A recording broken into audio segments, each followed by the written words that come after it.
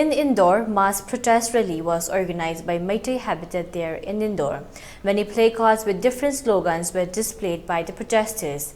Talking to media person, a protester named Aruna spoke about the reason behind the current status of Manipur in detail.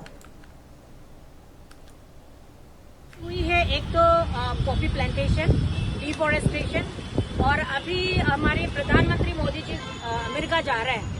किस विषय में जा रहे हैं वो एनवायरनमेंट से लेके, और हमारे ही देश में मणिपुर में डिफॉरेस्टेशन होने के कारण क्लाइमेट चेंजेस इतना ज्यादा बढ़ गए हैं, उसको छोड़ के वो अमेरिका जा रहे हैं। आपके क्षेत्र में जो विवाद हो रहा है और दूसरी बात, मूल जड़ ये है कि कॉफी प्लांटेशन, डिफॉरेस्टेशन और जो बाहर से आए हुए मणिपुर में सेटल हो रहे हैं, इलीगल तरीके से वो लोग रह रहे हैं, और वही लोग क्या माना जाए जो दंगे हो रहे हैं, और वही लोग आज मणिपुर में अपना जमीन कब्जा करने के लिए हमसे अपना जमीन छीनना मांग रहे हैं, और वही लोग अपनी ही मणिपुर में अलग से राज्य बनाने के लिए वो लोग अलग से सीएम यानी कि सेपरेट गवर्नमेंट मांग कर रहे हैं। तो यही मुद्दा है हम लोगों की, और हम मैतेई कम्युनिटी में बिलोंग करते हैं।